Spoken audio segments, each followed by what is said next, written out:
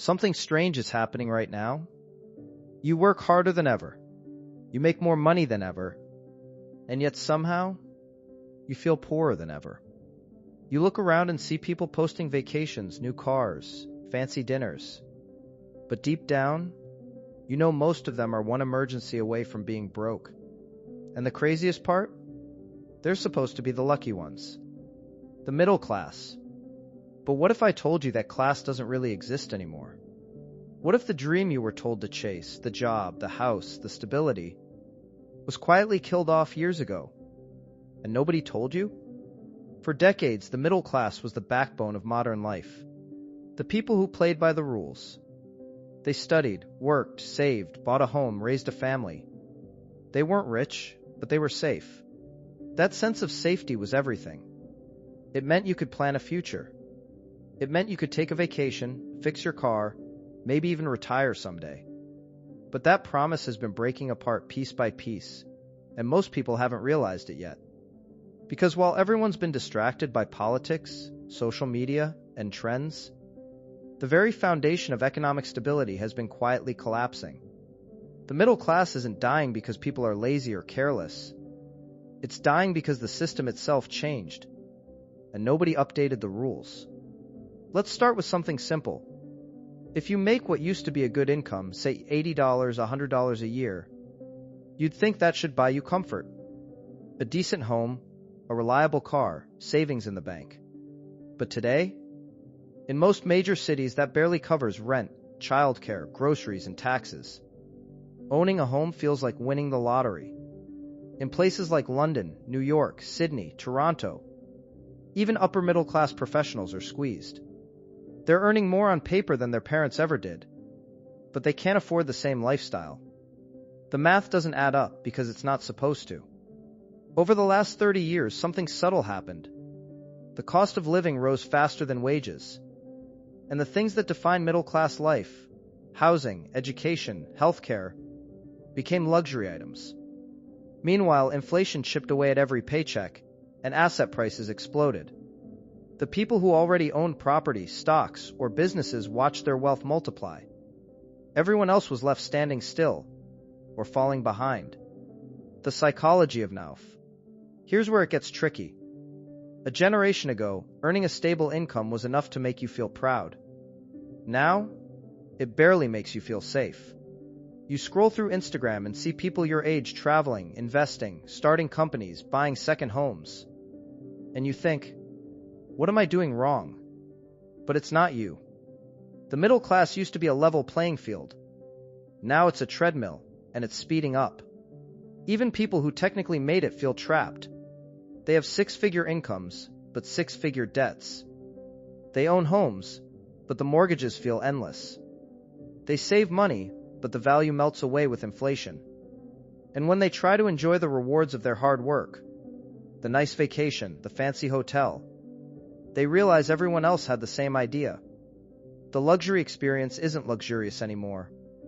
As one writer put it, the Amex lounge didn't die from lack of interest. It died from too much. There are too many millionaires, too many people chasing exclusive lifestyles, and not enough space for everyone to feel special. It's not just about money, it's about meaning. The upper middle class thought they were climbing the ladder, but they just found themselves in a bigger crowd at the top. The generational trap. Millennials were told, go to college, work hard, and you'll be fine. Gen Z heard the same thing. But the truth? Degrees don't guarantee stability anymore. A study in the UK showed that new graduate salaries have fallen in real terms over the last 2 decades, while the minimum wage jumped by more than 60%. That means today, a barista might earn almost as much as a young lawyer. In the US, it's the same story. Millennials as a group are richer on paper than any generation before, yet most say they don't feel secure. They make decent money, but can't build wealth. Why? Because every dollar they earn is already claimed by rent, debt, and inflation. They're not poor, they're stuck, living at break-even, one step away from slipping backwards. And the emotional toll is massive. People feel ashamed that they can't get ahead. They feel like failures, even though they're doing everything right. But it's not about effort, it's about structure. The old system rewarded loyalty, stability, and saving. The new system rewards assets, leverage, and mobility. If your wealth isn't growing while you sleep, you're falling behind. Because the game changed from working for money to making money work for you. The silent shift. Think about it. Your parents might have bought a house in their 30s for 3 times their yearly salary. Today, that same house costs 10 or 15 times your salary, sometimes more. Your grandparents could raise a family on one income. Now, 2 full-time jobs barely cover the bills. This isn't progress. It's quiet regression, hidden behind the illusion of abundance. You can have a better phone, better TV, better coffee, but worse odds of owning a home, starting a business, or retiring comfortably. That's the paradox of the modern middle class. Everything looks richer, but feels poorer. The dream of stability has been replaced by the pressure to perform. People don't buy to enjoy anymore, they buy to prove they're keeping up. And every time they do, the system rewards consumption instead of creation. That's the core of the problem. The middle class didn't just die, it was redesigned. Turned from a path to security into a marketplace for everything, from credit cards to luxury experiences that used to be free. The modern economy doesn't want a strong middle class. It wants customers, predictable, anxious, and always reaching for more. How we got here. Let's break down how we got here, because this didn't happen overnight. It started slowly, almost invisibly. First came globalization. Factories closed, jobs moved overseas, and local industries faded. That was the first crack. Then came financialization. The economy stopped being about what you produce and became about what you own. Instead of creating, people were told to invest in houses, in stocks, in anything that might outpace inflation. And finally came digitization. Technology promised to make life easier, but what it really did was make every market global. Every job, every product, every idea now competes on a world stage.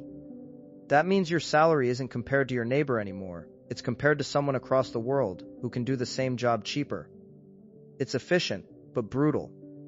And while this was happening, governments quietly made it worse. They printed money, bailed out corporations, and inflated asset prices. They told people the economy was growing, but that growth was built on debt and speculation, not real value. So when prices rise and wages don't, guess who gets crushed? Not the billionaires. Not the poor.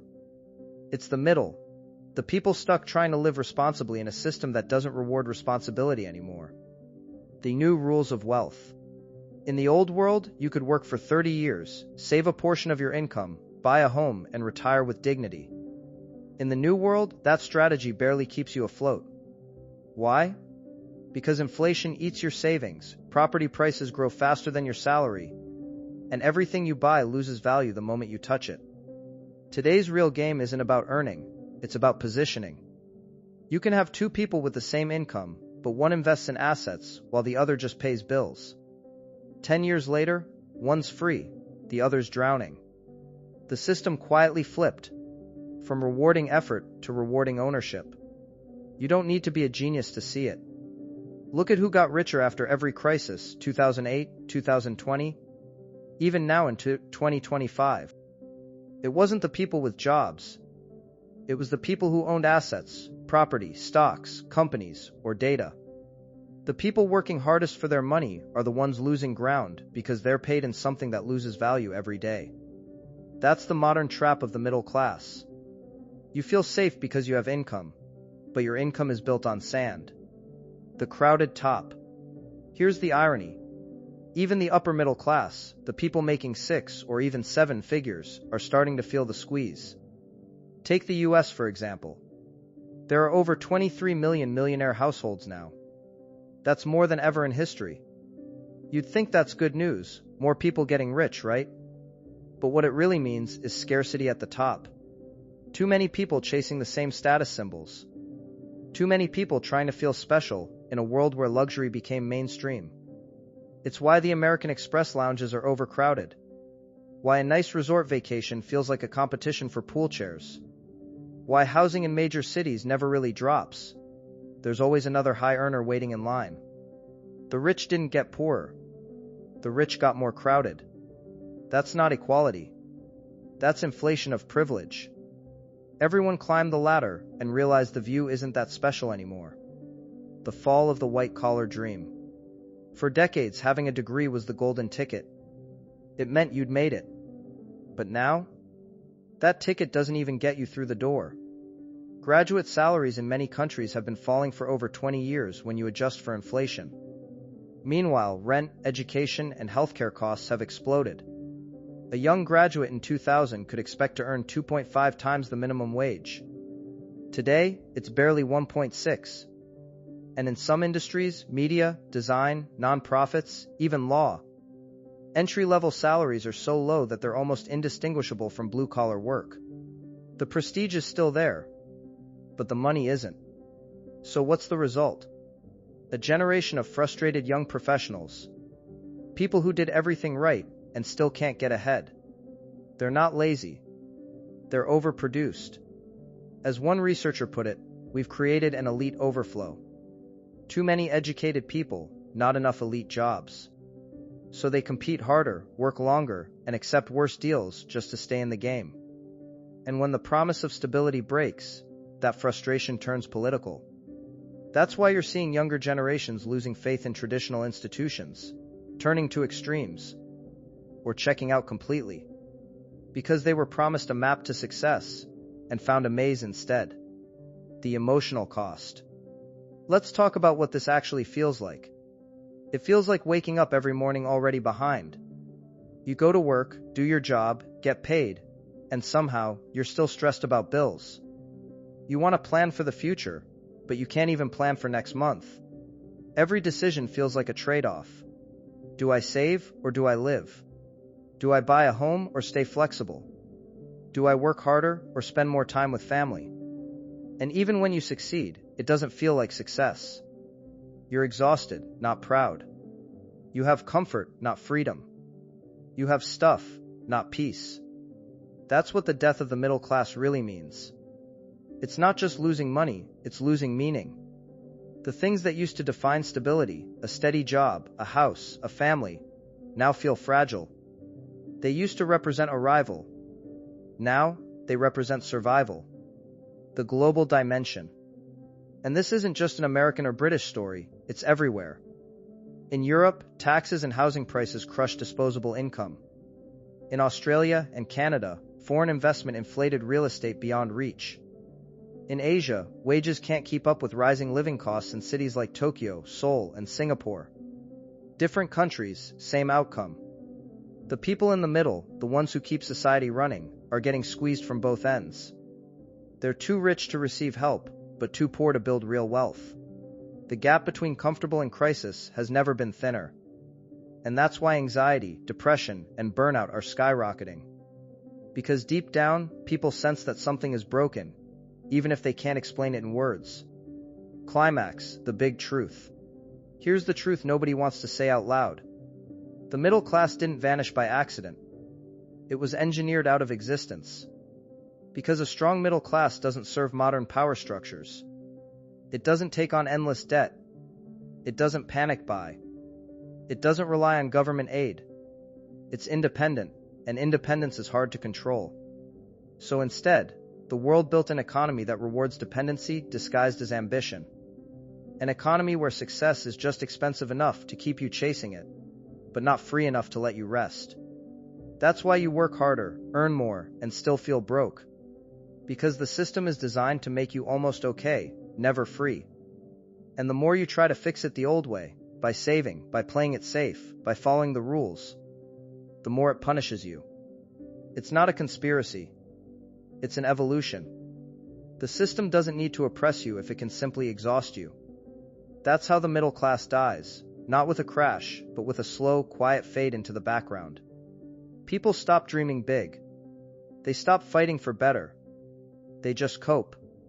And when that happens, the machine wins. We've lost. So what do you do when you realize the system isn't built for you? When the finish line keeps moving and the rules keep changing? You stop pretending it's temporary. You stop waiting for things to go back to normal. Because this is the new normal. The truth is, there's no rescue plan coming for the middle class. There's no politician, no policy, no miracle that's going to rebuild what was lost. And that sounds depressing, but it's actually freeing. Because once you stop waiting for the world to fix itself, you can finally start fixing your own world. What freedom looks like now. Freedom today doesn't mean having a white picket fence and a 9-to-5. It means having options. It means being able to work from anywhere, earn in multiple currencies, and not depend on one country's economy or one employer's approval.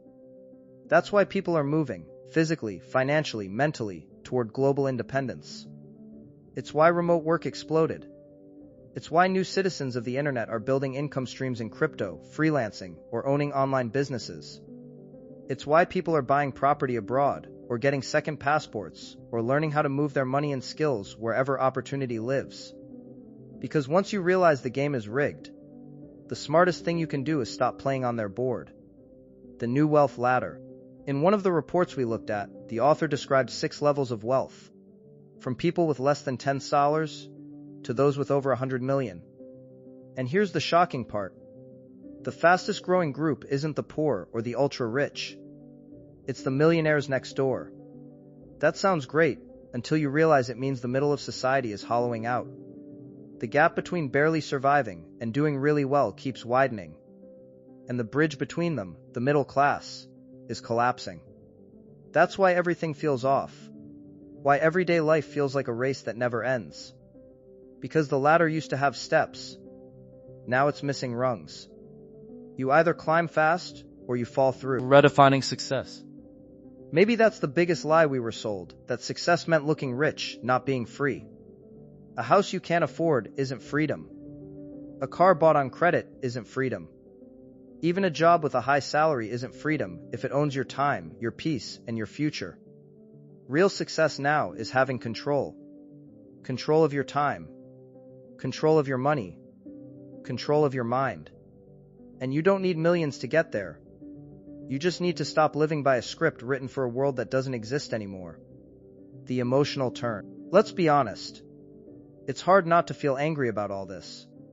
You did what you were told. Study, work, save, stay loyal.